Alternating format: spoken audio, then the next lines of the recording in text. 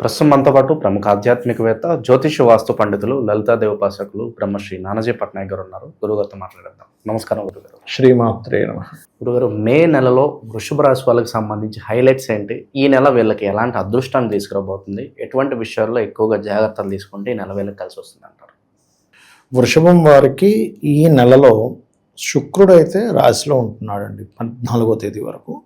12వ స్థానంలో రవి బుధులు, 11వ స్థానంలో ఏకాదశంలో 2 క్రూర గ్రహాలు మంచిదే.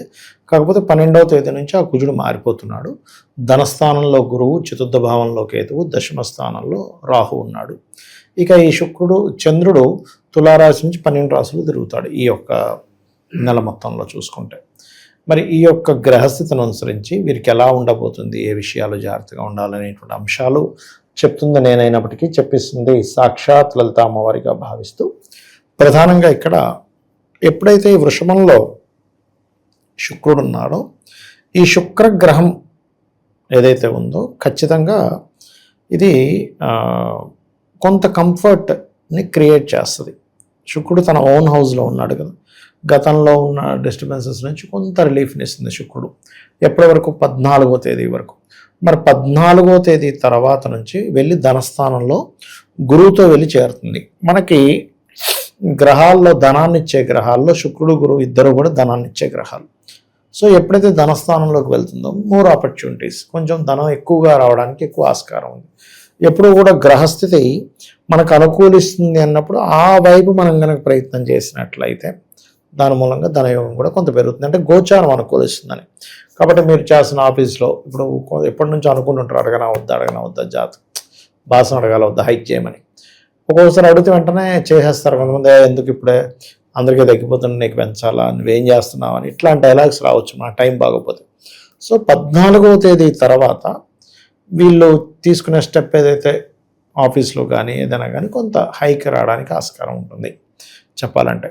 అయితే వీళ్ళు ఎట్టి పరిస్థితుల్లో కూడా 10 నుంచి 15వ తేదీ మధ్యలో ఎటువంటి అగ్రిమెంట్స్ అసలు చేయకూడదు ఒకటి. ఇక మరొక విషయం ఏంటంటే అన్నదమ్ములతో మాట్లాడడం, అగ్రిమెంట్స్ చేయడము, అన్నదమ్ముల మధ్య వచ్చే చిన్న మనస్పర్ధలు ఇలాంటివి కొంచెం ఉంటాయి. అంటే మనం ఏదో మాట్లాడుతుంది ఇంకో రాంగ్ వైపు వెళ్ళడం లాంటివి ఉంటాయి 10 నుంచి 15వ తేదీ వరకు. ఇది జాగ్రత్తగా ఉండాలి.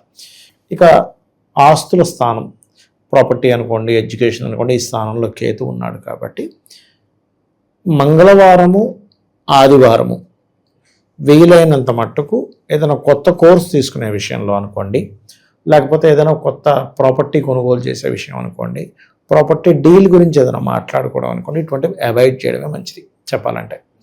అయితే ఇక వీళ్ళకి కొంచెం రుణం కోసం చేసే ప్రయత్నం లభిస్తుంది చెప్పాలంటే కొంతవరకు. ఎందుకంటే లగ్నంలో శుక్రుడు ఉన్నాడుగా మొదటి 2 వారాలు కూడా.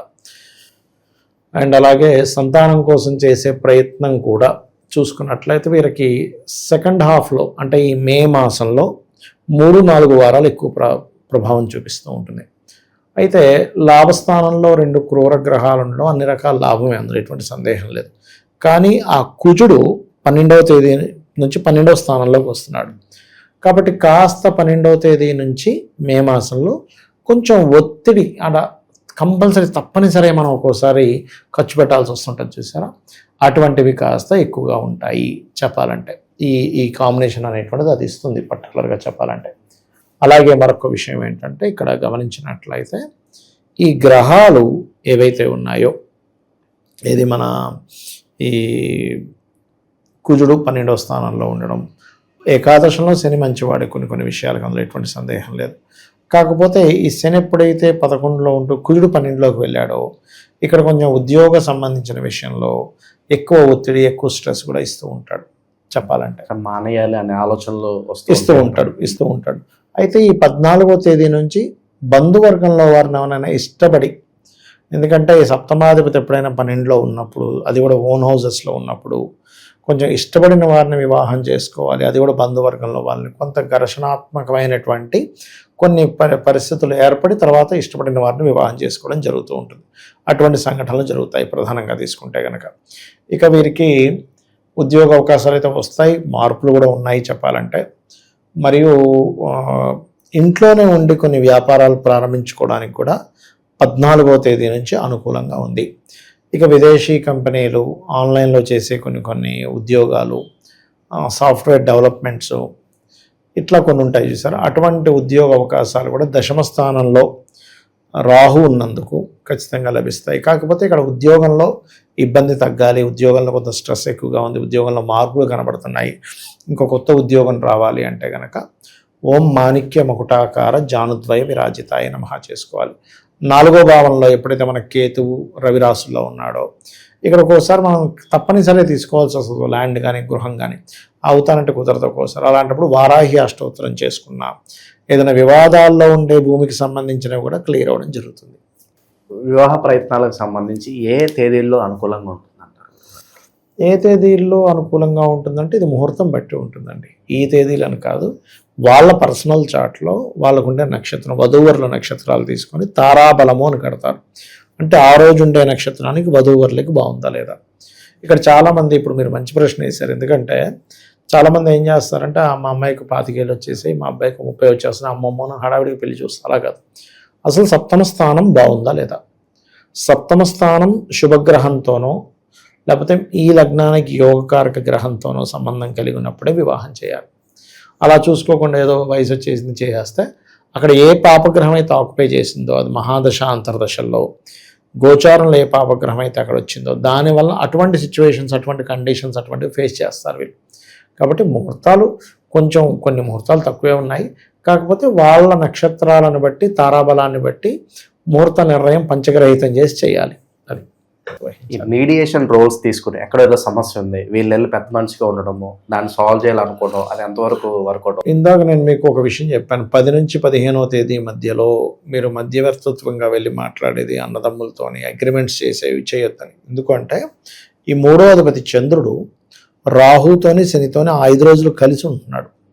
10, 11, 12 తేదీలు కుంభంలో ఉంటున్నాడు. 13, 14 దాదాపుగా 14, 15వ తేదీ వరకు కూడా కొంచెం ఇక్కడ ఈ మీనంలో ఉంటున్నాడు శనితో. అంటే ఎప్పుడైనా శని రాహు గనక చంద్రుడితో కలిసిన్నా, శని గనక చంద్రుడితో కలిసిన్నా ఆ కారకత్వాలు దెబ్బతీస్తాయి. కాబట్టి ఈ విషయంలో జాగ్రత్తగా ఉండాలి.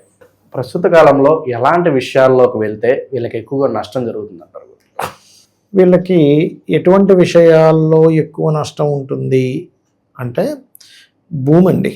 భూమికి సంబంధించిన విషయంలోని ఏదో ఆవేశంలో ఖర్చు పెట్టేయడం వల్ల 14వ తేదీ నుంచి కుజుడు మారుతున్నాడు అని చెప్పుకున్నాం కదా, ఉండాలి అనే దాంతోని కొంచెం అటువంటి వాటి వల్ల, లేకపోతే గృహము, వాహనము, ఏదైనా ఒక ఫ్యాక్టరీ తీసుకోవడము, లేకపోతే ఒక సంస్థ నిర్మిద్దాం అనుకునే దాంట్లో ఒక్కొక్కసారి రాంగ్ డెసిషన్స్ అవుతూ ఉంటాయి.